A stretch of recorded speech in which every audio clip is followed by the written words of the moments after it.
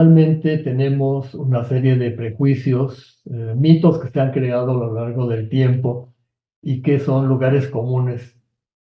Para explicarnos la realidad, utilizamos normalmente generalizaciones que se mueven en espacios binarios, bueno, malo, salvaje, civilizado, superior, inferior, verdadero, falso. Todas estas son excluyentes. Las valoraciones no explican la complejidad y solo sirven para ocultar prejuicios y posiciones emotivas y sirven también para manipular. La conquista de Tenochtitlan, como todo hecho histórico trascendente, está cargada de muchos de esos lugares comunes y en esta sesión procuraremos pues hablar de cómo se gestan esos lugares comunes y cómo fue pues la realidad. Un tema que generalmente, con el que generalmente se habla de la conquista de México es el tema de la conquista como una campaña militar. Eh, Seguimos utilizando el término nos conquistaron los españoles para hablar de esta conquista, como si a nosotros, los mexicanos del siglo XXI, nos hubieran conquistado los españoles. Este tema de la conquista es un tema muy controvertido y vamos a ver a lo largo de esas posiciones cómo las campañas militares ciertamente formaron parte de esta conquista, pero hubo también otros aspectos. Y no siempre fueron los españoles los principales actores de este proceso. Al hablar de la conquista también vamos a hablar del otro gran proceso de conquista que fue lo que se ha denominado conquista espiritual, la cristianización. Ese será el tema de nuestra próxima sesión. Y finalmente también hablar de conquista implica hablar de la colonización, porque la conquista de Tenochtitlan fue un hecho que aconteció en 1521, pero en 1521 no terminó la conquista. Inició un largo proceso que se llevó a cabo a lo largo de los 3 siglos del virreinato y que incluso todavía con la independencia seguía este proceso en las partes más norteñas del territorio. Este proceso que vamos a llamar la colonización será también objeto de otro de las exposiciones que tendremos en este sitio. Eh, Uno de estos mitos, estos lugares comunes, es que los españoles que llegaron a el futuro Nueva España eran ejércitos regulares, es decir, ejércitos conformados por gente militarizada, cuando en realidad eran aventureros en busca de fama y fortuna. Estos aventureros estaban muy vinculados entre sí por vínculos familiares, clientelares, a veces procedían del mismo pueblo, de una misma ciudad, y desde las Antillas se habían generado estos vínculos.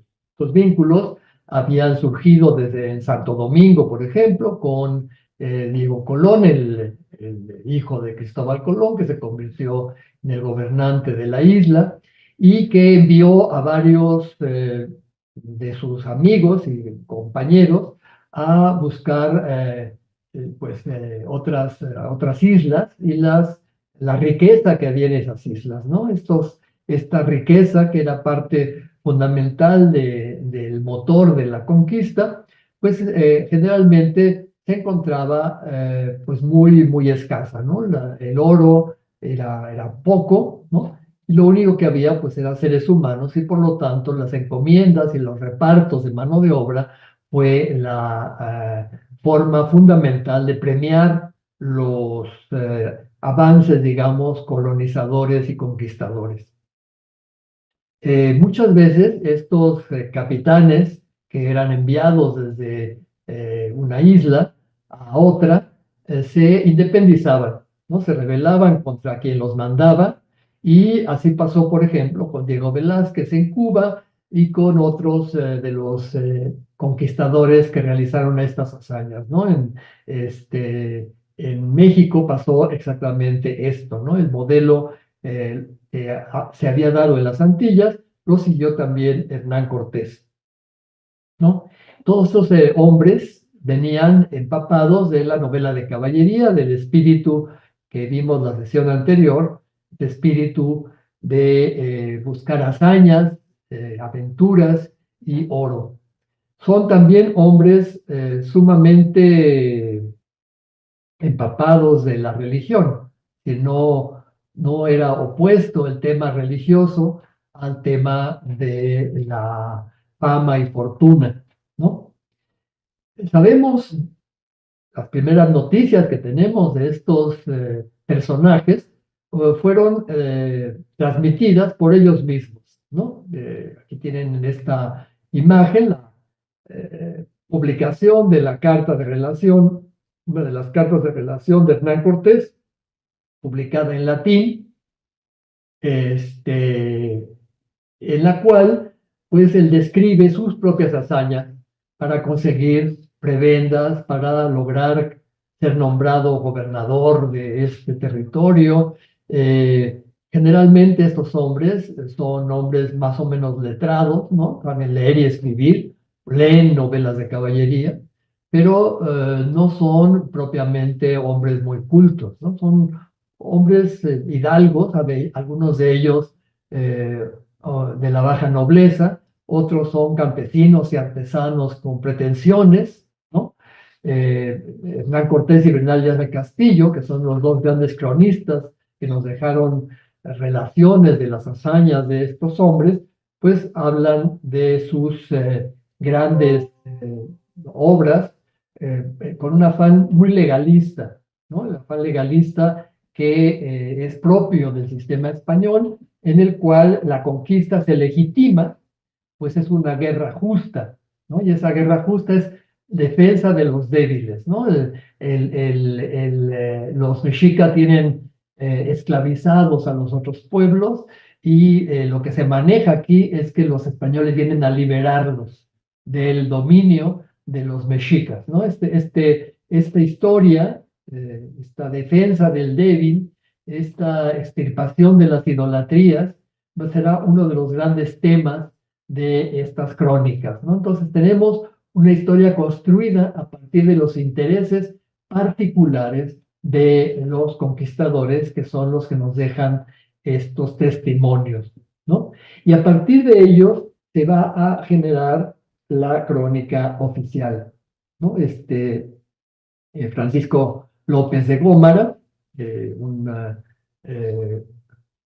hombre de iglesia, que recibió una gran cantidad de información de los conquistadores y también de Cortés, escribió una historia de la conquista de México que se publicó en España en 1552.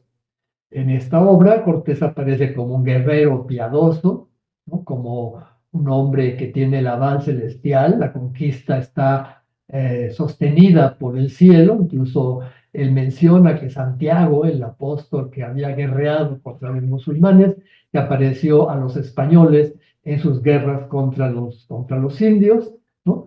Y la conquista está entonces en el plan providencial, pues la idolatría es demoníaca, ¿no? Todo el tema de que los indios son idólatras, son caníbales, hacen sacrificios humanos, todo esto es una justificación importantísima que todas estas obras se están llevando a cabo, ¿no? Así nace lo que podríamos llamar es la crónica oficial, ¿no? Esta crónica oficial que a lo largo del siglo XVI pues va a generar varias obras. Una de las más importantes es esta, la historia general de los hechos de los castellanos en las islas y tierras firmes del mar Océano, que abarca todos los descubrimientos y conquistas de las Antillas, de México y del Perú, en una obra exaltatoria, ¿no? Una obra que exalta la labor española como contraparte de todo lo que se estaba generando de la leyenda negra en Europa, ¿no? Sobre todo en los enemigos de España, Inglaterra, Holanda, por supuesto en Francia. Se había generado toda una leyenda alrededor de la destrucción y de las los horrores que habían cometido los españoles en estas conquistas, ¿no? Esta leyenda negra tuvo su base sobre todo en la obra de un fraile del que hablamos la sesión anterior, que se llamaba Fray Bartolomé de las Casas, y que escribió una gran cantidad de obras en contra de la encomienda y mostrando que los españoles no eran, pues, el ideal cristiano que se esperaba de ellos, ¿no? Y las Casas, como un fraile, decía que la conquista debía hacerse de manera pacífica, la conquista espiritual, ¿no? Una vez que se hubieran sometido los indígenas, la conquista debía ser realizada de manera pacífica y sin violencia, ¿no? Y esta idea será otra de las grandes temas también como vamos a ver en las futuras sesiones sobre lo que es la idea de la conquista.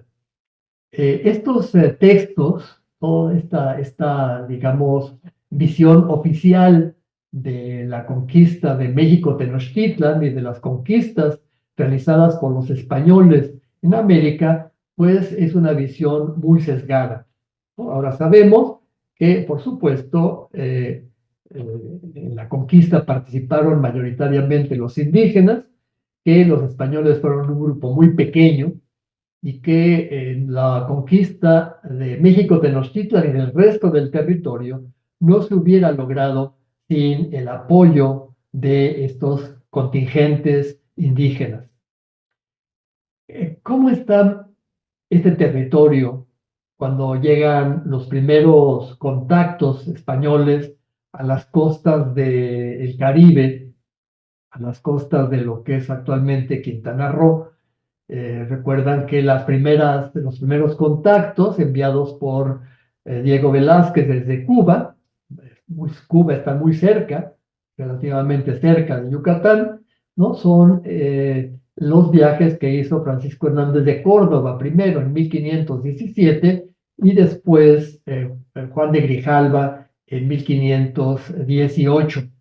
Estos dos, digamos, primeras expediciones recorrieron la costa del Golfo de México, ¿no? Y en esas expediciones, pues, se trajeron noticias sobre lo que era este territorio. No era, por supuesto, tierra firme, no era una isla, como se pensaba originalmente que era Yucatán. Este territorio era un territorio que mostraba una alta civilización, ¿no? Había ciudades, había reyes, había grupos humanos con unas impresionantes construcciones y precisamente en este contexto, ¿no? Los españoles comenzaron a ver que había posibilidades de conseguir una gran cantidad de riqueza al aproximarse a estas civilizaciones, ¿no?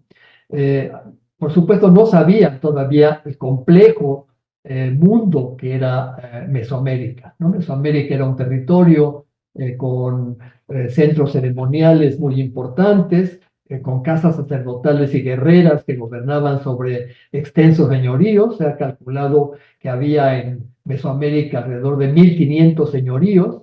Estos 1500 señoríos tenían una compleja organización social, ¿no? Había un campesinado tributario que aportaba también mano de obra rotativa a los señores, a la nobleza sacerdotal y guerrera.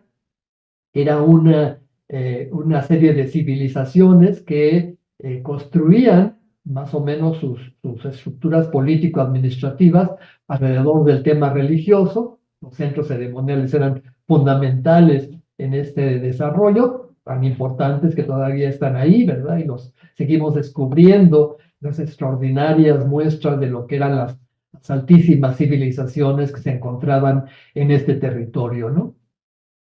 Por supuesto, los españoles no sabían que la abundancia de metales preciosos no estaba acá en Mesoamérica, sino en el norte, ¿no? En lo que se llamaba Árida América.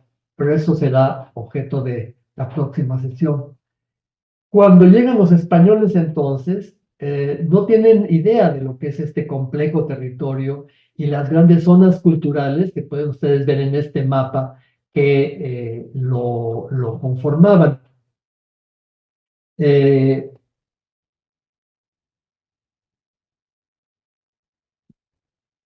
Algo muy importante que hay que señalar es que cuando llega Cortés en 1519 a las costas de la, lo que es actualmente Quintana Roo, en el Caribe, pues no tiene mucha idea de lo que es esto, ¿no? Ya había expediciones anteriores, varios de los que venían con Cortés ya habían estado en las expediciones de Hernández de Córdoba y de Juan de Grijalva, aquí en esta costa sucede algo que va a ser determinante para la expedición, ¿no? No solamente traen la experiencia antillana, ¿no? Sino que se encuentra a dos náufragos, Jerónimo de Aguilar y Gonzalo Guerrero, ¿no? Jerónimo de Aguilar es un hombre que no se ha asimilado todavía a los mayas, ¿no? Gonzalo Guerrero, en cambio, ya es un hombre maya, ¿no? Se ha tatuado el rostro, tiene hijos con una mujer maya, anda desnudo, ha tomado el color, digamos, por el sol. Jerónimo de Aguilar se va con los conquistadores, Gonzalo Guerrero se queda con sus nuevos, con sus hijos y con su familia, ¿no? Jerónimo de Aguilar será muy importante porque va a ser el principal traductor de Cortés a lo largo de las costas de la zona maya.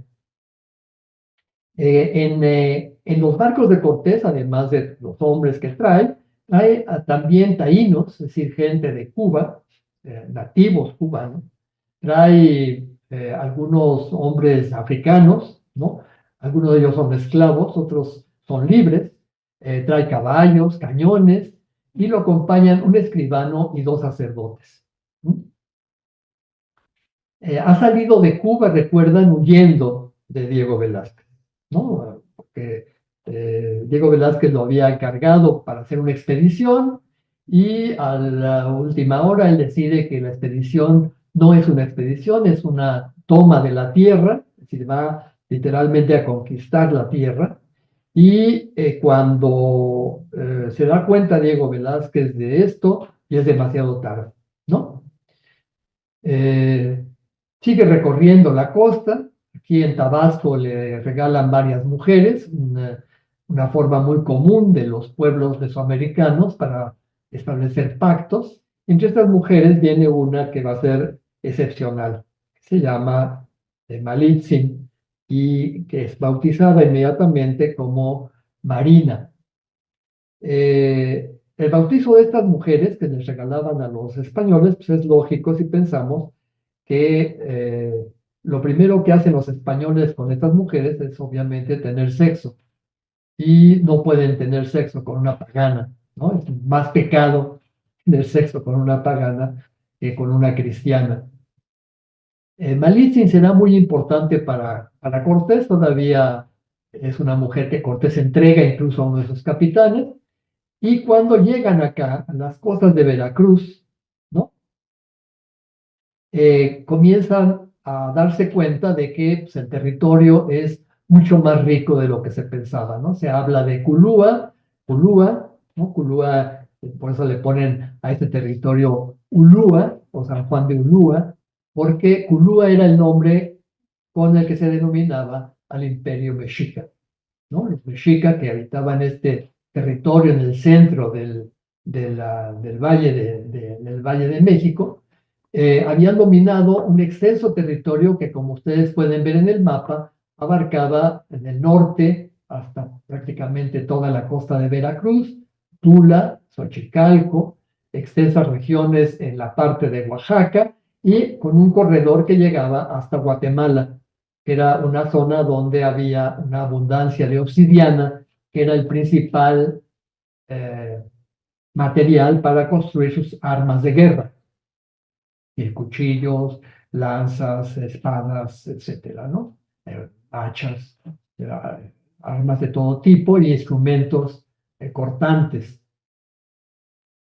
Cuando llega aquí entonces a Ulúa, ¿no? se da cuenta de que pues ha entrado en un impresionante territorio, ¿no? Y lo primero que hace es devastar sus naves, ¿no? Es decir, las naves que traía, no las hunde, porque las naves traen clavos, traen hierro y todo eso lo utiliza, pero para evitar que los que están en contra de la penetración del territorio huyan, eh,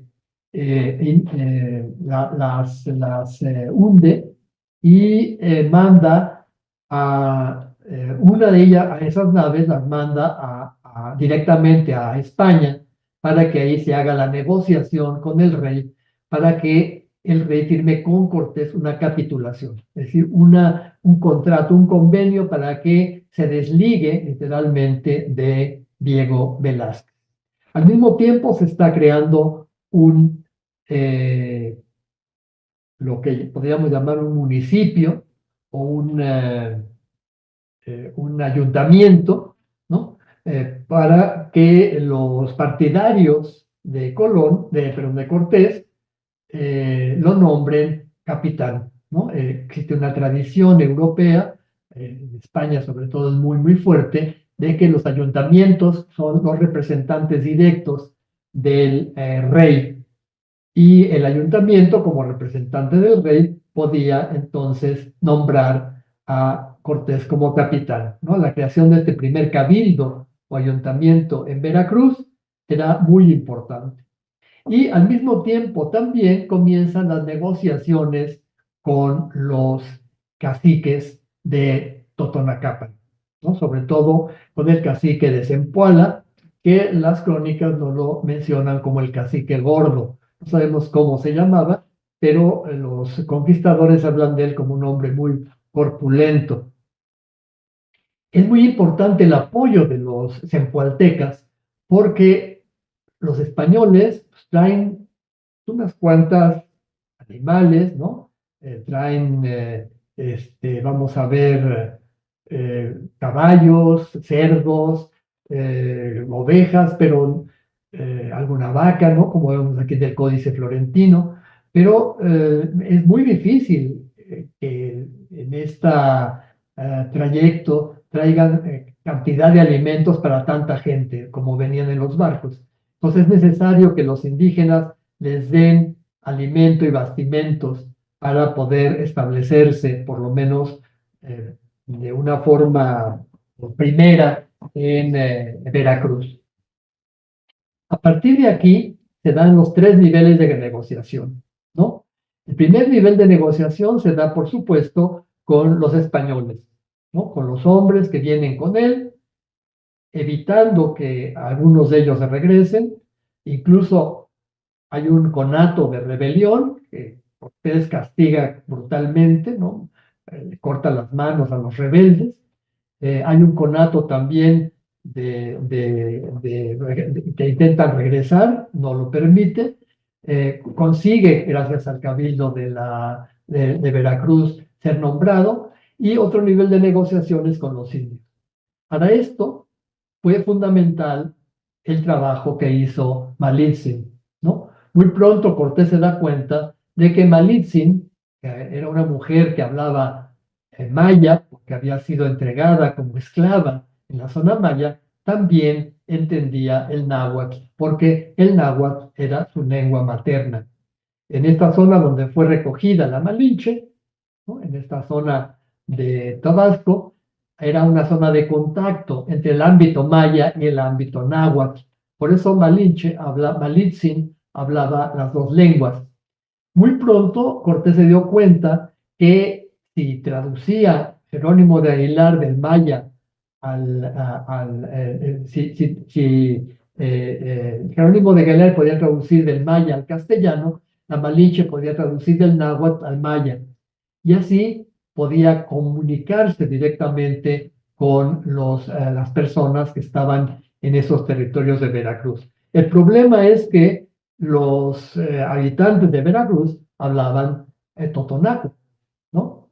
Había también entonces un intérprete que traducía del totonaco al náhuatl, Malinche traducía del náhuatl al maya, y Jerónimo de Guzmán traducía del maya al castellano.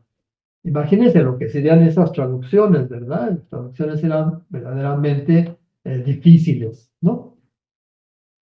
Eh, Junto con el tema de la dificultad lingüística y de la posibilidad de intercambiar con los indios información, Marina fue un instrumento fundamental.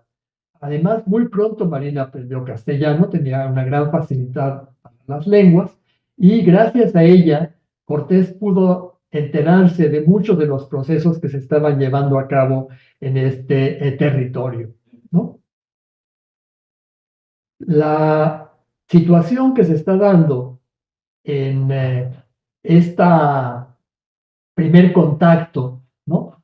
Llegó a noticias del emperador Moctezuma Xocoyotzin, porque recuerdan que el Imperio Mexica, lo que vamos a llamar Imperio Mexica, estaba muy, muy comunicado, ¿no?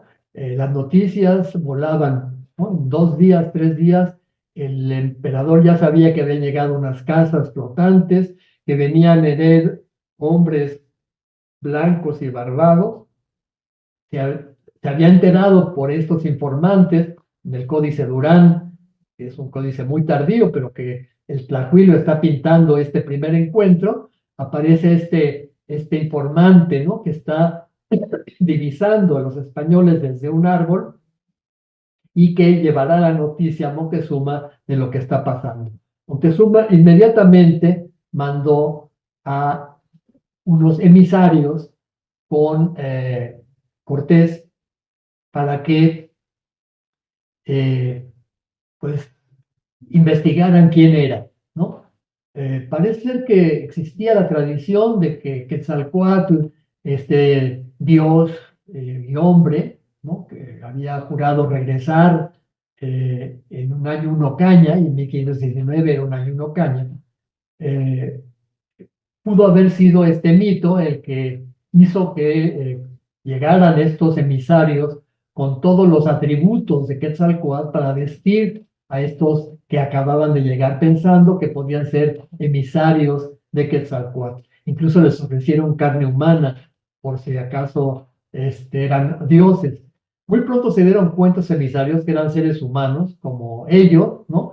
Que eran teules. Teúl es una palabra para cualquier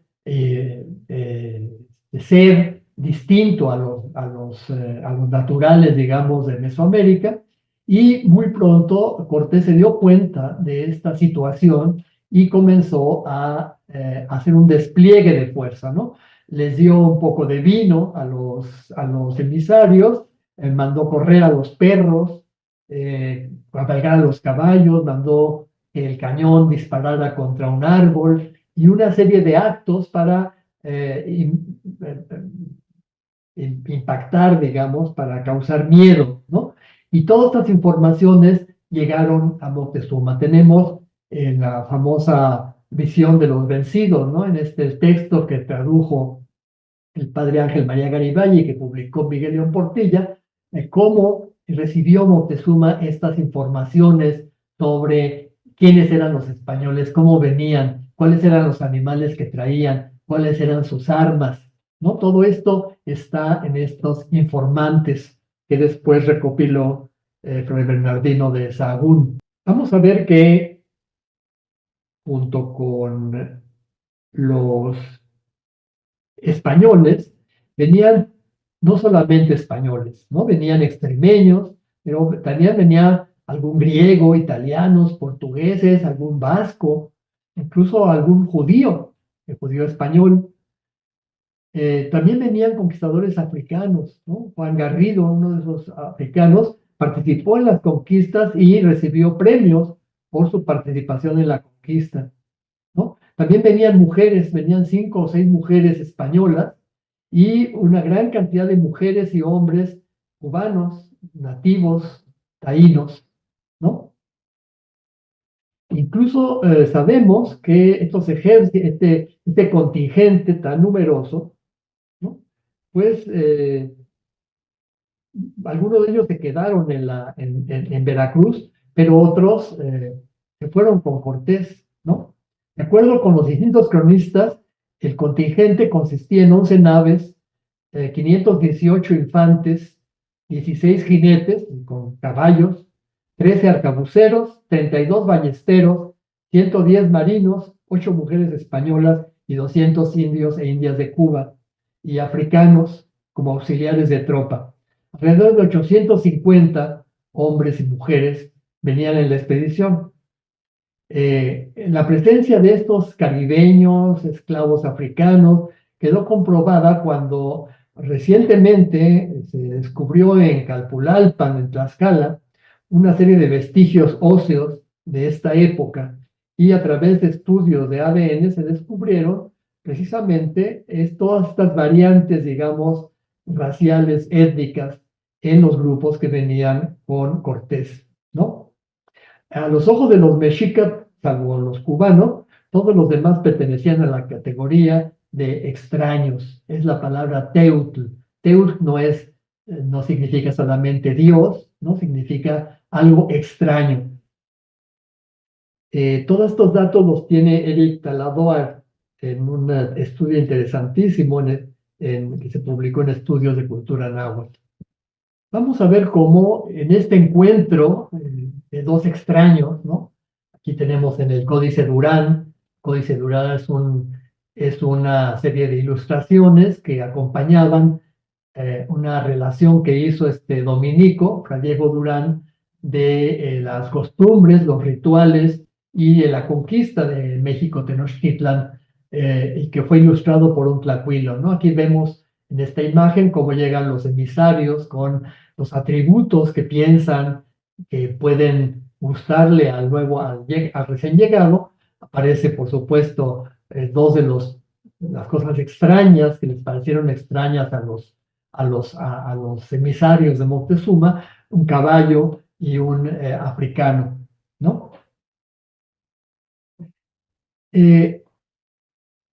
Uno de los lugares comunes que se repiten y se repiten a lo largo de las historias es que los españoles traían armas de fuego y traían elementos que podían ser superiores, un armamento superior al de los indígenas, ¿no?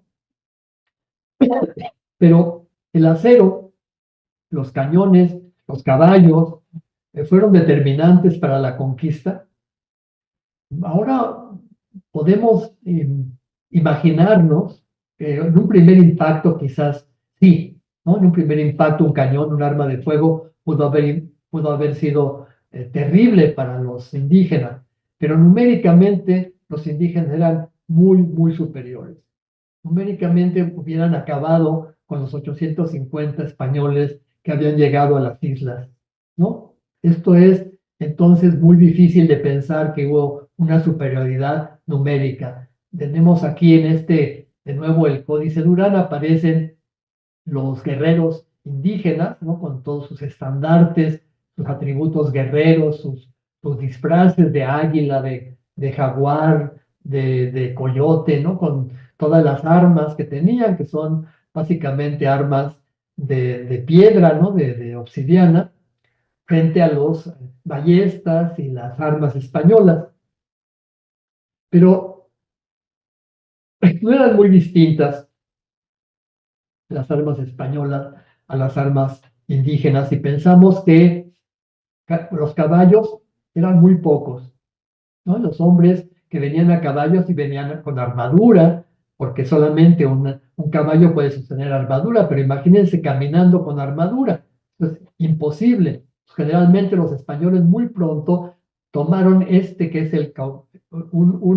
una especie de cota de algodón que los indígenas usaban para protegerse de las flechas, un algodón muy grueso que posiblemente, mucho más ligero, posiblemente fue para los españoles más atractivo en climas tan cálidos que una armadura que solamente podían usar los que andaban a caballo, ¿no? Igual pasaba con los escudos que no eran de metal, eran generalmente escudos hechos de cuero, ¿no? Las armas, como hemos visto, tampoco eran muy abundantes las armas de fuego, ¿no? Pero usaban igual lanzas, ballestas, las ballestas que vimos se habían inventado, se habían utilizado durante la Guerra de 100 años, ¿no?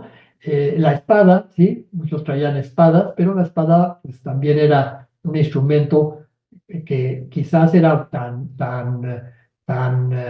mortífero como cualquiera de las armas indígenas, ¿no? Como las flechas, los lanzadardos o las ondas para lanzar piedra, ¿no? Que fueron también armas muy mortíferas. Quizás los perros, ¿no? Los perros fueron algo que a los indígenas los asustaron mucho, ¿no? El uso de perros de guerra, muy comunes desde la antigüedad en Europa, y para América, pues eran una novedad, ¿no? Los squintlies, que recuerdan esos perros que más bien servían para comer, eran animales que no ladraban, no eran violentos, ¿no? En comparación con estos enormes mastines que traían los españoles y que venían literalmente armados como si fueran, pues, guerreros, ¿no?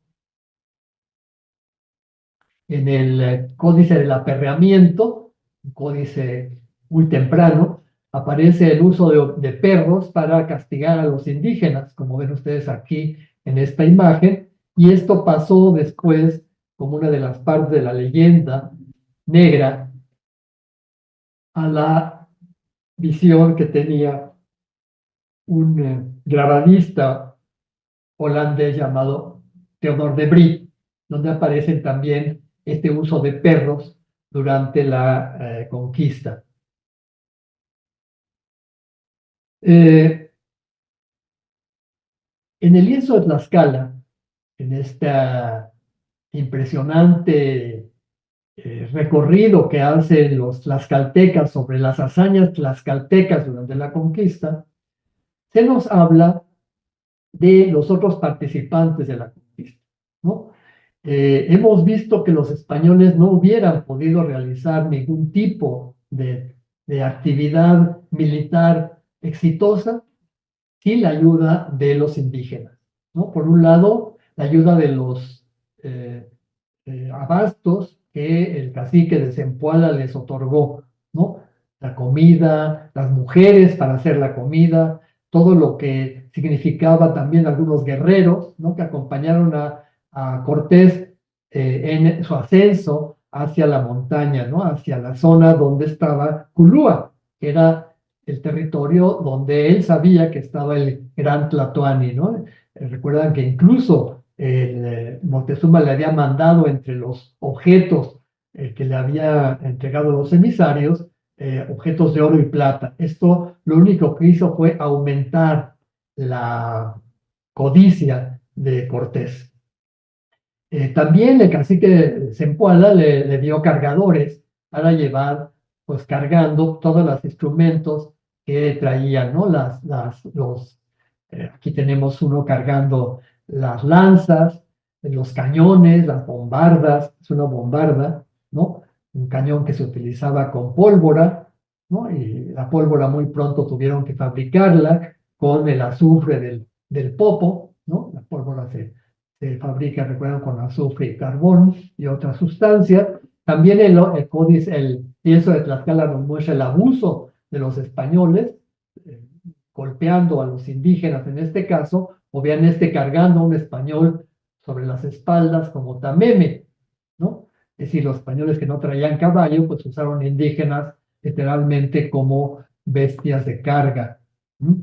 Entonces, este primer encuentro, ¿no? Es un encuentro de violencia, pero al mismo tiempo un encuentro de colaboración, ¿no? Los españoles encontraron en los caciques y por supuesto en la población nativa colaboradores para su empresa. En el Códice Durán aparecen los españoles encabezando estos contingentes de indígenas cargadores, ¿no? Trayendo bastimentos y con ayuda de ellos llegaron hasta Tlaxcala, ¿no? Aquí tienen en este mapa, aparece eh, el trayecto que siguió Cortés, ¿no? Desde Zempoala, ¿no? Subiendo hacia Jalapa y después hacia Izhuacán, ¿no? En esta zona es donde comienzan a entrar en contacto con los tlaxcaltecas. Los tlaxcaltecas, antes de que enfrentarse con ellos, pues mandan a un ejército otomí. Los otomíes eran como mercenarios, ¿no? Para que se enfrenten con ellos y los españoles los vencen, ¿no? Los vencen, obviamente, con sus ejércitos zenpualtecas. Los tlaxcaltecas entonces deciden entrar en contacto pacífico con los españoles, porque recuerdan que Tlaxcala era un territorio independiente de México Tenochtitlan, pero que continuamente estaba recibiendo pues guerra, ¿no? Los mexicas hacían guerras floridas, guerras que se usaban para capturar prisioneros de guerra para los sacrificios. Y Tlaxcala era como su coto de caza, ¿no? Su coto de guerra. No les convenía que Tlaxcala fuera un aliado, pues se convertía en un territorio continuamente asolado por la guerra y también en un territorio que pues estaba muy pues en contra del dominio mexica, ¿no? Todo esto Cortés se iba enterando a lo largo del camino gracias a Malitzin, ¿no? Porque Malitzin no solamente era traductora, era también informante, era estratega. Muchas veces Malitzin se daba cuenta de cómo estaba la situación y le decía a Cortés qué hacer para que Cortés pudiera hacer lo apropiado, ¿no? Porque la única que se daba cuenta de mucho de lo que estaba pasando, porque hablaba la lengua de lo que estaba, de la zona, era la Malinche, ¿no? La famosa Marina Malitzin. Los tlaxcaltecas entonces recibieron a Cortés y a partir de ahí se volvieron uno de los principales aliados, ¿no? El lienzo de Tlaxcala, el lienzo que fue pintado precisamente para mostrar a los tlaxcaltecas como los grandes colaboradores de la conquista, muestra varias escenas de estos pactos que hubo entre tlaxcaltecas y Hernán Cortés, ¿no? Aquí tienen en esta imagen del lienzo de Tlaxcala este encuentro, ¿no? Eh, Muchas de estas imágenes en códices son obviamente imágenes tardías y son hechas como relaciones de méritos, ¿no? Así que tenemos, junto con la versión española de la conquista, donde los héroes son los españoles, tenemos las versiones indígenas de la conquista, donde los héroes son los indígenas. Llámense tlaxcaltecas, zenpualtecas, texcocanos, huejotzingas, todos los aliados de Cortés que realizaron o estuvieron presentes durante las diferentes campañas para la caída de Tenochtitlan, hicieron sus crónicas para mostrarle al rey y a las autoridades virreinales que ellos habían sido también parte de la conquista de Tenochtitlan. Ellos también habían sido conquistadores, ¿sí? Esta visión de los vencidos es la visión tenochca, ¿no? La visión tlaxcalteca debería llamarse la visión de los vencedores, ¿no? Aquí tienen en este códice donde aparece Cortés recibiendo a los diferentes señores de Tlaxcala y esta mujer Marina con estas mujeres indígenas, ¿no? Luisa, tienen sus nombres, incluso son mujeres nobles que traen telas ricas para dárselas a esta que era pues casi el alter ego de Cortés, ¿no? Todo el mundo descubrió que Marina era algo más que una intérprete, algo más que una traductora, ¿no? Podríamos decir, el brazo derecho de Cortés. A pesar de esto, Cortés le da muy poco crédito en las cartas de relación, ¿no? Porque imagínense darle crédito a una mujer, ¿no? Que fue una de las colaboradoras más importantes. Entonces, él se atribuye muchas cosas que en realidad fueron idea y obra de Marina. Los tlaxcaltecas, una vez que se establece el vínculo, ¿no? Se dan cuenta de que la alianza con Cortés va a ser importantísima, ¿no? Tanto los tlaxcaltecas como los zenpualtecas tienen muy clara idea de que la única forma de vencer a los mexicas es uniéndose todos bajo una cabeza, ¿no? Y esa cabeza es pues el señor recién llegado, estos conquistadores. Es idea de los tlaxcaltecas atacar el gran santuario de Cholula, porque Cholula era una de las principales aliadas de los tenochcas. Cholula era además, recuerdan, un santuario, el gran santuario del dios Quetzalcóatl. En ese santuario se veneraba, todavía existe este monumental pirámide, se veneraba una de las figuras más importantes del panteón mesoamericano, era el dios del viento, ¿no? La serpiente emplumada. Tenemos en el lienzo de Tlaxcala cómo se llevó a cabo esta conquista, ¿no? La famosa matanza de Cholula, un hecho sumamente violento, pero en el cual participaron tanto Cortés como los tlaxcaltecas. Los tlaxcaltecas en este momento se están vengando de los cholultecas que muchas veces habían participado en las guerras que los mexicas organizaban contra ellos, ¿sí? Y tenemos entonces en esta matanza de Cholula, ¿no? Un acto tanto de los españoles como de sus aliados, los tlaxcaltecas. El códice Azcatitlan, otro códice también de mediados del siglo XVI, que es como un apuntes de lo que fue la conquista, aparece también este avance de Cortés en el camino hacia Tenochtitlan. Es muy interesante que en todos los códices de la época, Malitzin tiene un papel fundamental. A veces aparece incluso antes que Cortés, como pueden ver ustedes aquí en este códice, ¿no? Incluso a Cortés le llaman Malinche a veces, porque pensando que pues la que tiene la voz cantante, la voz de Cortés es ella, es la mujer, ¿no? Recuerdan además que en la tradición prehispánica, las mujeres tienen un papel fundamental porque son las que legitiman el linaje, ¿no? Todos los grupos del centro de México legitiman sus linajes casándose con mujeres acolúas, con mujeres que tienen la tradición que viene desde Tula. Y esta relación de la mujer como legitimadora del linaje muy posiblemente también tuvo que ver en esto de considerar a Cortés como un eh, digamos, jefe militar, ¿no? Autorizado a través de un linaje femenino, a pesar de que la Malinche será una esclava, ¿no? También ahí en el esto vemos la presencia de este africano, ¿no? En medio de los conquistadores, todos ellos con armadura, lo cual es un poco difícil si no tienen caballo, ¿verdad? Como hemos visto, y en los tamemes cargando todas las mercancías, todos los objetos que traen. Faltarían ahí también las muchas mujeres que venían con ellos, ¿no?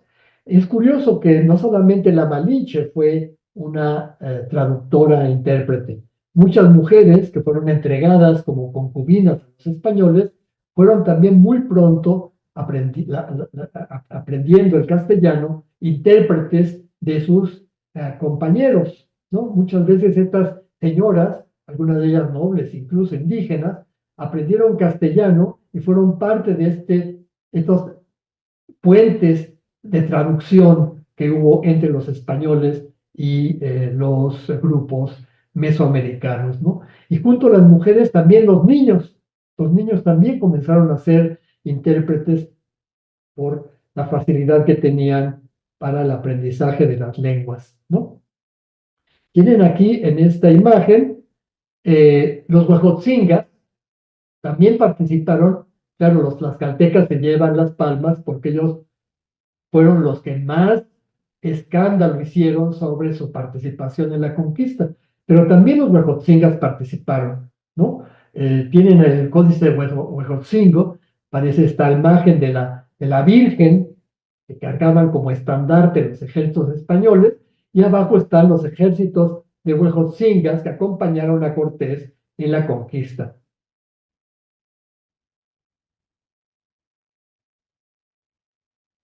Es lógico que estos ejércitos multiétnicos fueron los que Cortés utilizó para llegar a México Tenochtitlan como una forma de impacto, ¿no? Si hubieran llegado él y sus hombres, que no llegaban a 500, varios se hubieran quedado en Veracruz, ¿no? Hubiera sido muy poco el impacto, pero Cortés venía acompañado de cientos de guerreros indígenas, ¿no? Y es por esto que finalmente fue recibido por eh, los mexicas en México Tenochtitlan. Tienen aquí un plano de lo que pudo haber sido el lago donde estaba emplazada la ciudad de México Tenochtitlan, que lo tienen ustedes aquí. El lago tenía diferentes tonalidades, diferentes salinidades, ¿no? La zona, digamos, más fértil estaba en Xochimilco, ¿no? Los lagos, porque ahí estaban las fuentes de agua dulce, ¿no? Estas fuentes alimentaban este lago que se contaminaba con agua salobre cuando las lluvias hacían crecer el lago de Texcoco. Es por esto que Nezahualcóyotl, el señor de Texcoco, mandó construir este enorme albarradón que permitía que las aguas saladas no contaminaran las aguas dulces, ¿no? Esta zona era la zona de Chinampas, con dos ciudades, Tlatelolco y Tenochtitlan, como ustedes saben, comunicadas por tierra por varias calzadas, entre las que más importantes estaba la de Tepeyac hacia el norte, la de Tacuba, que comunicaba con el otro gran centro de la Triple Alianza, y la de Coyoacán, Iztapalapa, ¿no? que venía hacia el sur, ¿no? Y con el México Tenochtitlan era un emporio, ¿no? La cabeza de un enorme imperio que abarcaba muchísimos territorios y que estaba gobernada por un güey tlatoani, un señor que los españoles llamaron emperador, ¿no? En comparación con los emperadores romanos. Este señor había dominado a todos los señores de los alrededores y había establecido una alianza con el señor de Tacuba y el señor de Texcoco, ¿no? Esta triple alianza, Texcoco, Tacuba, Tenochtitlan, fue la que conformó, digamos, la unidad política que gobernaba este imperio. Claro, en Tacuba y en Texcoco gobernaban parientes del Huitlatoani, ¿no? Gente muy cercana a Moctezuma y a sus familiares, ¿no? Porque, sencillamente porque para establecer esas alianzas, el fundamento de la alianza era casar a los señores con princesas de estas regiones. Así los mexicas habían logrado dominar este extenso territorio. Cuando llegan los españoles, llegan por el sur, por la calzada de Iztapalapa, ¿no? Claro, guiados por los indígenas que traían su séquito.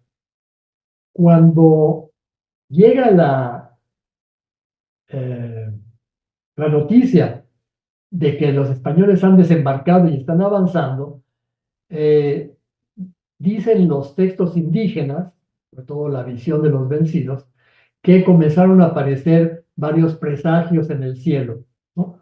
Un gran ave con un ojo que tenía unas estrellas, nació un hombre con dos cabezas, pasó un cometa, ¿no? Todos estos hechos nos hablan de hechos prodigiosos que en todas las civilizaciones son anuncios de catástrofes, ¿no? Si los mexicas están ya predispuestos a que algo terrible va a pasar con la llegada de estos extraños desde el mar. Claro, piensen que cuando llega a México Tenochtitlan Cortés, no todos están de acuerdo con recibirlo, ¿no? Moctezuma, por ejemplo, muy temeroso parece ser según las crónicas, por los presagios y por todo esto que está viendo, y los magos, los sacerdotes están anunciando catástrofes, pues decide recibirlos. Pero hay sectores de la nobleza mexica que no quieren que estos extraños lleguen a Tenochtitlan, ¿no? Finalmente, son, el encuentro se realiza en la calzada de Iztapalapa, la entrada de la ciudad, en un lugar que posiblemente esté cerca de donde está la ermita de San Antonio Abad, ¿no? Ahí en la casada de Tlalpan. Y ahí Cortés recibe, digamos, de Moctezuma un collar de flores, ¿no? Y una serie de regalos, ¿no? En este códice Durán, como hemos visto, aparece este encuentro entre Cortés y Moctezuma que será determinante como discurso político a todo lo largo de la historia del virreinato, ¿no? Según los criollos, este fue el inicio del pacto que celebró Moctezuma con Cortés y por lo tanto con Carlos V, ¿no? Este fue el pacto por el cual Moctezuma entregó su reino a Carlos V. Claro, lo que estamos aquí viendo es en realidad un acto de recibimiento, ¿no? Un acto de recibimiento que representó de una gran cantidad de formas. Por ejemplo, vean en el lienzo de Tlaxcala, aparecen Moctezuma y Cortés en el encuentro, vean todos los regalos que traen, ¿no? Además del famoso collar de flores, ¿no? Traen venado, traen aves, traen objetos de diferentes tipos. Es muy importante entender el proceso de conquista como un proceso en el cual pues hubo algo que los conquistadores no hubieran podido hacer solos, ¿no?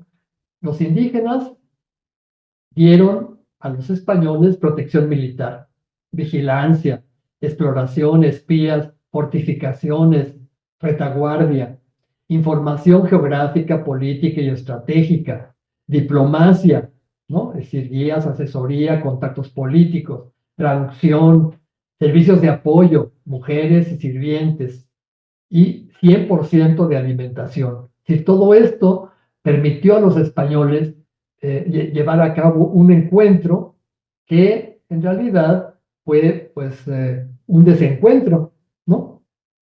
Porque una vez que estaba Cortés en Tenochtitlan, comenzó a darse cuenta de que era muy difícil que los españoles sobrevivieran en un ambiente que les era hostil. No todo el mundo lo recibió tan bien como Moctezuma. Desde el palacio de Axayácatl, donde fueron hospedados junto con los tlaxcaltecas, el resto de su contingente fue despedido, ¿no? Por supuesto, los mexicas no querían ahí a tal cantidad de gente contraria al gobierno de los mexicas, y los españoles y los tlaxcaltecas fueron literalmente hospedados, pero también un poco encerrados en el palacio de Axayácatl, ¿no? Es por esto que cuando Cortés se da cuenta de que pues, no es fácil tener sometidos a los mexicas, decide hacer prisionero a Moctezuma, ¿no?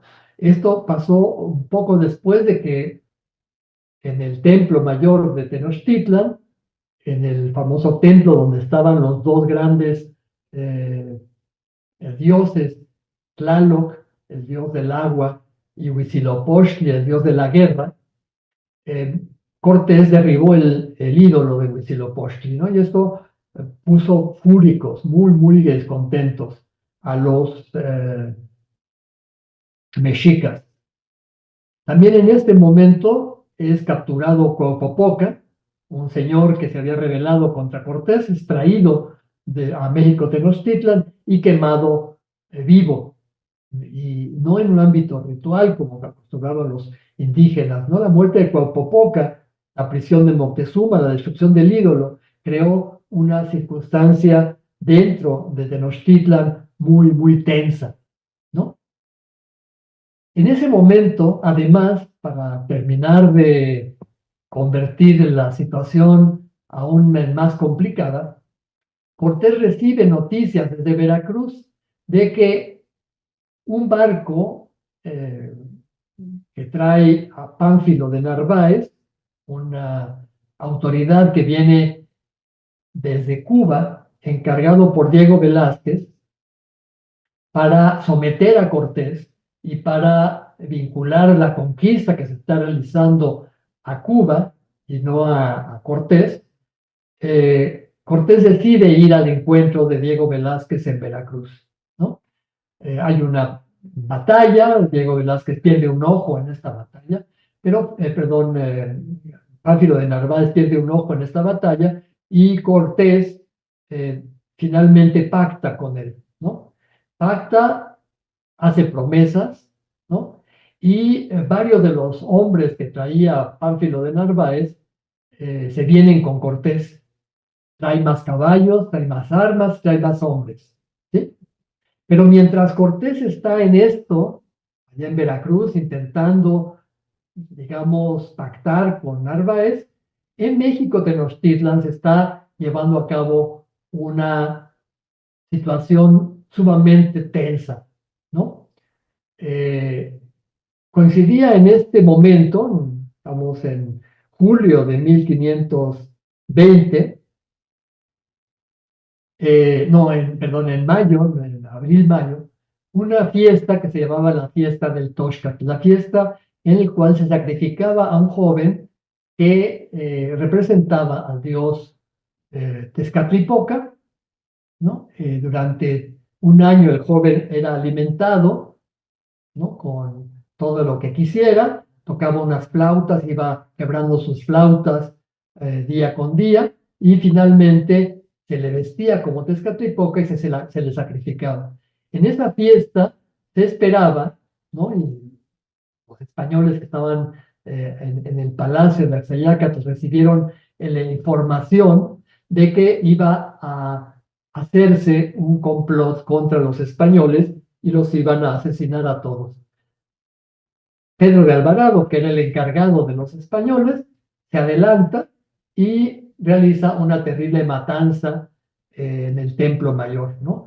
Muchos códices, entre ellos el Códice Durán, el Florentino y otros códices, mencionan esta terrible batalla que se realizó en el Templo Mayor. Vean a los españoles matando a los guerreros que estaban realizando una danza, los dos tambores, el Huehuetl y el Teponaztle, son tambores de guerra, ¿no? Y la matanza del Templo Mayor fue la gota que derramó el vaso, ¿no? Los indígenas apresaron a los españoles en el palacio de Axayácatl. Cuando llega Cortés y sus hombres dejan que entren, no se enteran Cortés y sus hombres lo que está pasando en ese momento en Tenochtitlan, entran, quedan prisioneros en el palacio y a partir de esta situación es que Moctezuma es asesinado. Algunos dicen que los españoles los matan, otros testimonios dicen que no, que fue una piedra la que lo mató cuando Moctezuma subió a la azotea a calmar los ánimos. El hecho es que finalmente los españoles quedaron atrapados en esta situación y una noche, la famosa noche triste, en julio de 1520, deciden salir hacia, por la calzada de Tacuba en una huida, ¿no?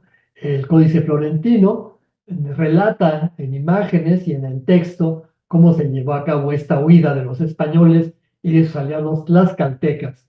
Una mujer en la noche, una mujer que iba a recoger agua, los descubrió y dio la noticia, ¿no? Entonces comenzaron a perseguirlos, ¿no? En el Códice Florentino aparece estas escenas, ¿no? Con mujeres, hombres, caballos cayendo en los tajos de las calzadas, quitaron los puentes donde se pasaba sobre los puentes para atravesar la calzada de Tacuba y finalmente solamente unos cuantos lograron huir, ¿no? Aquí está el famoso eh, paso de los toltecas, ¿no? El Toltecalotli, que era un canal que separaba una parte de la calzada de otra, ¿no? Que se encontraba muy cerca de donde está actualmente la Alameda Central, donde está el templo de San Hipólito, ¿no? Ahí se hizo un templo para conmemorar precisamente esta derrota de la Noche Triste y de los mártires españoles de la conquista, ¿no? El lienzo de Tlaxcala, como siempre la visión tlaxcalteca del hecho, también no solamente murieron españoles, también murieron tlaxcaltecas en esta noche triste, ¿no? En la huida, los españoles, los tlaxcaltecas, eh, fueron perseguidos y hubo una batalla en Otumba, ¿no? Que también el lienzo de Tlaxcala representa aquí en Temalacatitlan, ¿no? Y en la batalla de Otumba, muchos de los españoles lucharon, incluso una mujer, María Estrada, ¿no? Esta española armada, se comportó, dicen los textos, como un verdadero guerrero, ¿no? Y Cortés logró vencer en este momento, junto con los tlaxcaltecas, porque los tlaxcaltecas le recomendaron tomar el pendón que traía Matlatzincatzin, que era el Cihuacóatl que había mandado Moctezuma para perseguir a los españoles y exterminarlos, ¿no? Si esta batalla hubiera sido triunfal y Cortés hubiera muerto, la conquista se hubiera retrasado.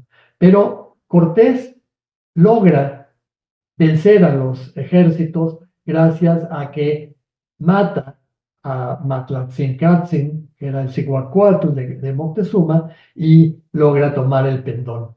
Después de la batalla de Otumba, ¿no? Cortés llega a Tlaxcala, ¿no? Y en Tlaxcala comienza a reorganizar su ejército. Pánfilo de Narváez había muchos hombres, traía 19 barcos con su tripulación, había 1,400 hombres, según Bernal Díaz del Castillo, ¿no? Los integra su ejército, y antes de la Noche Triste había en Tenochtitlan más de 2,000 españoles y otros tantos tlaxcaltecas, es decir, 4,000 personas fueron las que hubieron durante la Noche Triste, y se calcula que la mitad de ellos murió durante la huida. En junio de 1520, una caravana compuesta por 550 personas, entre españoles, indígenas, negros, mulatos y mestizos, cayó en manos de guerreros del reino de Texcoco, y numerosos hombres, mujeres y niños terminaron sacrificados en rituales mexicas.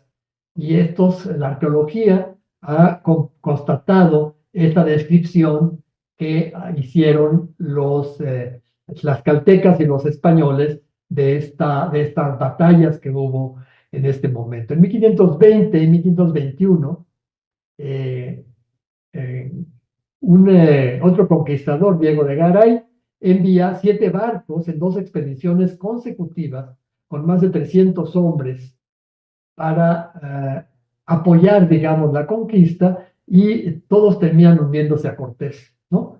Eh, en 1521, el 28 de abril de 1521, ya el ejército de Cortés contaba con 86 hombres a caballo, 700 infantes, 118 a cabucero y alrededor de 900 hombres, sin mencionar, obviamente, los que estaban estacionados en Veracruz y en Tlaxcala. Pero estos 900 hombres hubieran sido insuficientes, de nuevo, sin el apoyo de los numerosos contingentes tlaxcaltecas, huejotzingas, chalcas, que llevaron a cabo la conquista. Aquí tienen el lienzo de Tlaxcala.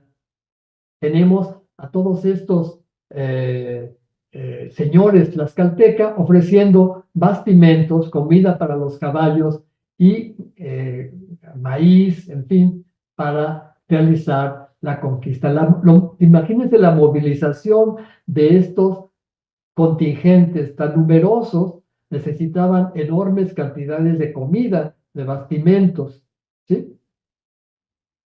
Coyoacán se convirtió en el centro de operaciones de esta conquista. Pero junto con esto, también fue necesario someter a varios de los reinos circundantes que todavía eran adictos a los mexicas, ¿no? Entre ellos estaba, por supuesto, Iztapalapa y Texcoco. Texcoco era miembro de la Triple Alianza.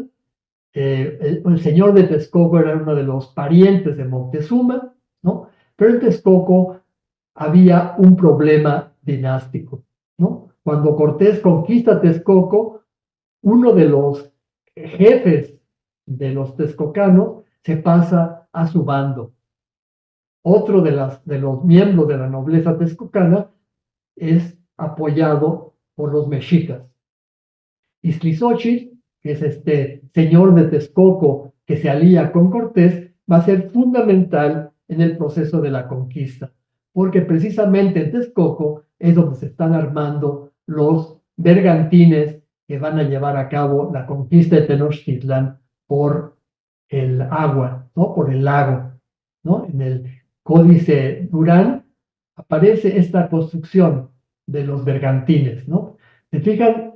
Es muy interesante porque el que dirige los trabajos es un señor indígena, ¿sí?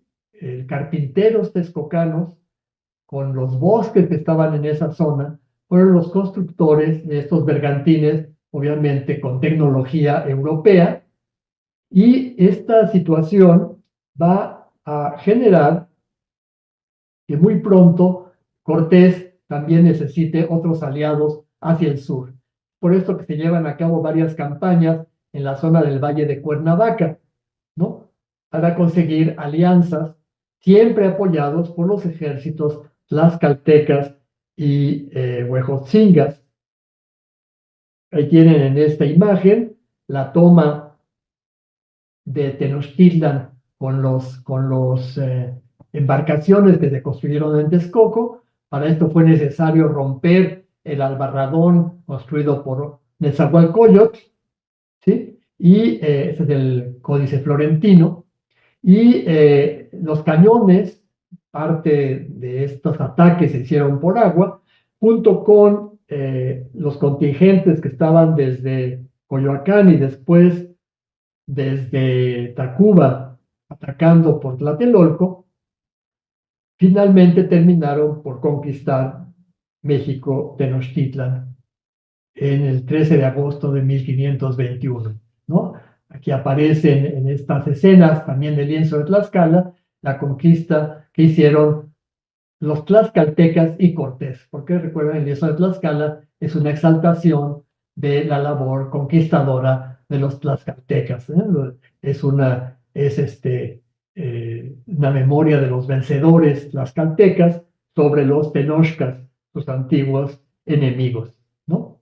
Claro, parte importante también de esta situación fue la invasión de los microorganismos, ¿no? La viruela muy pronto llegó a contaminar a la sitiada México Tenochtitlan. El sitio de México Tenochtitlan duró 3 meses y a lo largo de estos 3 meses, aparte del hambre, aparte de la situación de la mortandad provocada por la viruela, fue otro de los factores fundamentales de la caída, ¿no? En el Códice Florentino también nos muestra a estos individuos muertos por la viruela, ¿no? Después de la muerte de Moctezuma, subió Cuitláhuac como jefe, como tlatoani electo por los señores mexicas, y Cuitláhuac muere de viruela. Y a la muerte de Cuitláhuac sube Cuauhtémoc como señor de los mexicas. Cuauhtémoc era, por su línea materna, era también señor de Tlatelolco, y cuando cae Tlatelolco, Cuauhtémoc huye, como ustedes saben, pero es apresado finalmente, ¿no? Aquí tienen en esta escena, también del lienzo de Tlaxcala, el sitio de Tenochtitlan, desde Xochimilco, desde Tlacopan, Coyoacán, y, como cae por mar y por tierra, digamos, por agua y por tierra, la ciudad de Tenochtitlan. En la carta de relación de Hernán Cortés que se publicó en Nuremberg, aparece este plano de la Ciudad de México recién conquistada. Un plano muy interesante porque El plano es obviamente de factura indígena, pero con algunos elementos españoles. Por ejemplo, aquí en la parte de arriba aparece Coyoacán, porque obviamente la ciudad estaba destruida, toda llena de cadáveres, apestada todo a muerto, ¿no? Y Cortés tuvo que, limpiar la ciudad y mientras puso su cabeza en Coyoacán. Aquí tienen el Coyoacán con el gran escudo de Carlos V en la parte norte de la ciudad, ¿no? En realidad Coyoacán está en el sur, ¿verdad? Pero bueno, el mapa no está orientado hacia el norte.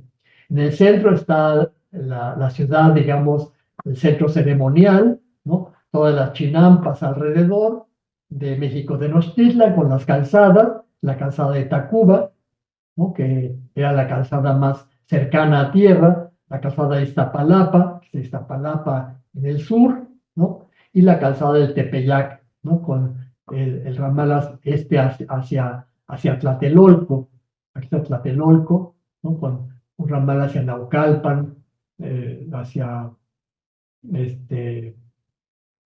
todo el territorio que dominaban los mexicas alrededor del lago. Una vez conquistada México Tenochtitlan, obviamente muchos de los territorios que estaban sometidos al dominio de mexica cayeron bajo el dominio español, ¿no? Siempre acompañados los españoles de contingentes indígenas, ¿no? Comenzaron a someterse el resto de los señoríos que no estaban sometidos al mexica. Aquí tienen algunos de los señoríos libres, ¿no? Mestitlán era uno de ellos, aquí en el Do, en el 1, ¿sí? Tlaxcala, por supuesto, Teotitlán, Yopitzingo, la parte de la zona de Guerrero, ¿no? El señorío Tarasco en el occidente y el señorío de Tututepec en la Mixteca en la parte del sureste, ¿no? Estos señoríos, obviamente, con la caída de México Tenochtitlan, no se sometieron directamente al gobierno español y tuvieron que ser conquistados de una manera violenta, ¿no? Salvo el señorío de Michoacán, ¿no? Michoacán era un importante señorío, también formado por una triple alianza, Iguazio, Pátzcuaro y Tzintzuntzan.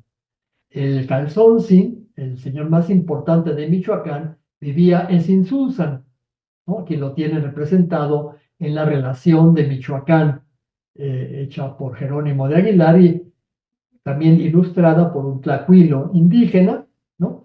Los señores de Michoacán, al ver cómo México Tenochtitlan había caído, ¿no? La ciudad más importante de Mesoamérica había caído bajo el dominio español, y por supuesto aceptaron someterse a los españoles, ¿no? Aquí tienen a Cristóbal de Olid, que fue enviado por Cortés para hacer un pacto con los señores de Michoacán, un pacto de sujeción y sometimiento, ¿no? Una vez que Michoacán se somete de manera pacífica, y tienen el códice Beaumont, aparece el rey Calzonsin, ¿no? Sometido, que tiene Cristóbal de Olid, están las Yácatas, Tzintzuntzan, ¿no?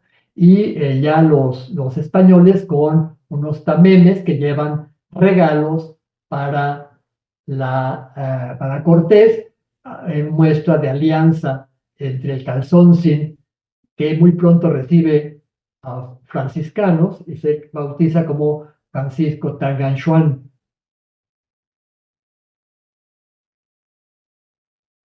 Otros señoríos como Mestitlán son sometidos por la fuerza. Y en Mestitlán es el lugar de la luna, por eso aparece aquí la luna como su símbolo, y ahí tienen de nuevo a los tlaxcaltecas junto con los españoles conquistando Mestitlán, ¿no? En el sur, los españoles también se aliaron con los señores de los tlahuicas, ¿no? Aquí tienen del códice Azoyú, un códice que se pinta en la zona de Guerrero, ¿no? Aparece un español enfrentando a los indígenas con los indígenas. Entonces, aquí el códice Azoyú es muy representativo de lo que está pasando en estos territorios, ¿no? Las conquistas las realizan los indígenas, ¿no? dirigidos por los españoles, pero siempre son los contingentes indígenas, son los que conocen bien el territorio, son los que manejan la toponimia, son los que conocen las lenguas, conocen las tradiciones. La guerra mesoamericana continúa durante la época de la conquista española, ¿no? Ven aquí de nuevo una traductora, ¿no? Una señora Xochitl, ¿no? Que está sirviendo como intérprete para la conquista de los españoles, ven aquí el español abajo, ¿no? Y los señores indígenas, digamos, como parte de estas alianzas, de estos pactos, ¿no? Pero estos códices siempre lo que están mostrando es cómo los indígenas fueron coautores de la conquista, cómo los indígenas colaboraron con los españoles, están solicitando obviamente del gobierno español privilegios, porque son los señores los que se alían, ¿no? Aquí está para la conquista de Oaxaca el rey Cosijo, ¿no? Cosijo S, Cosijo Pi, los señores de la zona zapoteca, se alían con Hernán Cortés e incluso se bautizan como cristianos con los nombres de Hernán Cortés, ¿no? Vean aquí, por ejemplo, en este códice que es el lienzo de Guevea, 1540, ¿no? El señor es de Guantepec, recibe a Cortés y se bautiza como Juan Cortés. Muy importante señorío porque aquí hay oro, ¿no? Y por eso es tan importante para Cortés el dominio de la zona de Oaxaca. En cambio, zonas más lejanas, como el área maya, ¿no? Van a tardar mucho más en someterse, ¿no? La primera zona maya que se somete es el área de Chiapas y Guatemala. ¿Recuerdan? Porque los mexicas tienen un emplazamiento militar allí, precisamente en la zona de Guatemala. Guatemala significa eso, el lugar del águila en náhuatl, ¿no?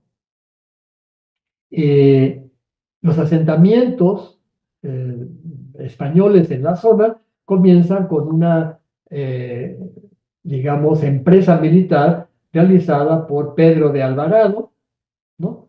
Pedro de Alvarado y sus parientes, tienen varios hermanos Alvarado, aprovechan los conflictos entre los señoríos mayas para poder conquistar esta zona, de nuevo acompañados de contingentes tlaxcaltecas, mexicas, sobre todo, ¿no? Hay varias zonas que hablan Mexicalcingo, ¿no? Que es el Mexiquito, ¿no? Son contingentes que llegan ahí, se asientan, se quedan ahí a vivir y se mezclan con los pueblos mayas de la zona, ¿no? Desde la zona de Oaxaca, Guatemala, comienzan a entrar también a Chiapas, por un lado, en 1527, en 1529, ¿no? Se fundan varias comunidades españolas en la zona, ¿no? Y en 1524, Hernán Cortés decide ir a Honduras, ¿no? La famosa expedición de las Ibueras, ¿no? En 1524, Cristóbal de Olid, que recuerdan, conquistado o había logrado el sometimiento de Michoacán, es enviado a la zona de Centroamérica, porque siempre hay la idea de que allí en esa zona hay más oro, ¿no? Que en las zonas del centro, ¿no? Y Cristóbal de Olid se rebela contra Cortés.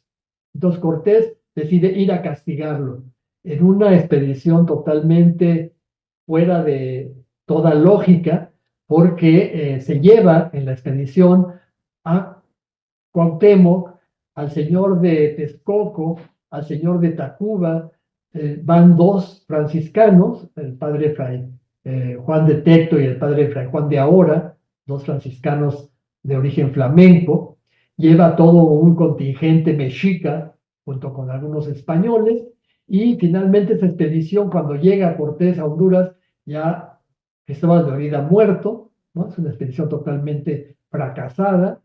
Cortés regresa por mar a México, ¿no? Y en este año de 1524, pues es digamos, su caída política, ¿no? Más tardíamente, alrededor de 1540, ¿no? Se comienza la conquista de Yucatán. Yucatán era una zona poco atractiva porque no había metales preciosos, ¿no? Pero sí había mucha mano de obra, ¿no? Y Yucatán comenzó también a verse dentro de la mira de la conquista, pues desde muy temprano, desde 1520, 1530. Pero el área de Michoacán, de Yucatán, perdón, era muy difícil de conquistar porque los señores mayas permitían la entrada de los ejércitos mexicas y españoles, pero después les cortaban los bastimentos y los ejércitos tenían que regresar, ¿no? Fue hasta 1540 que fue precisamente Francisco de Montejo, que trajo muchos contingentes del centro de México y consiguió, gracias al dominio de la región de Acalan, ¿no? Que esta zona que era una zona muy importante de comercio, consiguió ya la conquista de Yucatán muy lentamente. La conquista tardó casi 10 años, ¿no? Se fundaron ciudades españolas como Champotón, la zona Mérida, por supuesto, y Campeche, Valladolid. Fue una de las últimas zonas conquistadas en el sureste por los ejércitos españoles, ¿no? ¿Qué pasa en el norte? Eh, Al mismo tiempo que se está llevando a cabo la conquista del sureste, ¿no? Que es la frontera, digamos, natural de expansión del imperio mexica, se está llevando también a cabo la conquista del norte. También, igualmente, con los ejércitos de los eh, mexicas, las caltecas y huejotzingas. Esta conquista del norte va a ser muy, muy dificultosa, ¿no? Ven ustedes aquí algunos guerreros indígenas que estuvieron en la conquista del norte, igual que en la conquista del sureste, ¿sí? En la expedición de Hernán Cortés a las Cibueras, que vimos en esta imagen del Códice Tenellano-Remensis, Cuauhtémoc y los señores de Tacuba y de Texcoco fueron ahorcados, al parecer, por que se esperaba una conspiración. Cortés tenía miedo de que estos señores, junto con todo el contingente indígena que llevaban, pues mataran a los españoles y decidió tomar, digamos, adelantarse y cometer este terrible homicidio, ¿no? Que fue la muerte de los señores de México Tenochtitlan, ¿no? Tienen aquí a uno de los frailes franciscanos que venía en la expedición. La conquista del sureste y la conquista de Mesoamérica fue una conquista que muy pronto despertó pues el interés no solamente de los españoles, sino también de toda Europa, ¿no? Eh, Bartolomé de las Casas, el famoso fraile dominico que había comenzado a denostar, a atacar la encomienda en las Antillas, también habló de estas conquistas como algo devastador, ¿no? Y esta visión, la visión de que Fray Bartolomé de las Casas, en este pequeño opúsculo que se llamaba La brevísima relación de la destrucción de las Indias, generó en toda Europa una terrible leyenda negra. Esta leyenda negra que consideró que los españoles estaban cometiendo atrocidades y que mostraba una devastación, pues es la que ha generado la idea de genocidio, ¿no? En realidad los españoles no mataron a los indios porque querían matarlos. En realidad, la conquista se realizó como un acto muy violento, ciertamente, pero como un acto que buscaba la conformación de un territorio que era sometido al rey de España de un territorio donde los indígenas sirvieran de mano de obra a los españoles y a la nobleza indígena que había colaborado con los españoles en la conquista. ¿Sí? Esta visión también consideraba a los indígenas como caníbales, como gente que había atentado contra la humanidad, digamos, atentado contra los principios básicos de la convivencia, ¿no? El canibalismo era algo que los indígenas, que los españoles consideraban, en general los europeos, como un acto demoníaco, como un acto satánico, ¿sí? La conquista, entonces, fue vista como una labor de los españoles, pero al mismo tiempo justificada como una extirpación de las idolatrías. Aquí tienen la conquista realizada por los tlaxcaltecas de nuevo, ¿no? Los conquistadores españoles siempre están en un segundo plano, en estas visiones de los tlaxcaltecas vencedores, ¿no? Tenemos entonces que esta situación de la conquista entre, por un lado, una conquista militar, armada, pero también una conquista que se realizó por otro lado, con pactos con aquellos pueblos que estaban hartos del dominio mexica. Esta tónica entre conquista, diplomacia, pactos, fue lo que marcó las conquistas futuras del territorio. Nosotros hablamos de una conquista de México Tenochtitlan como una conquista única, como la primera conquista, pero de hecho la conquista duró los 3 siglos.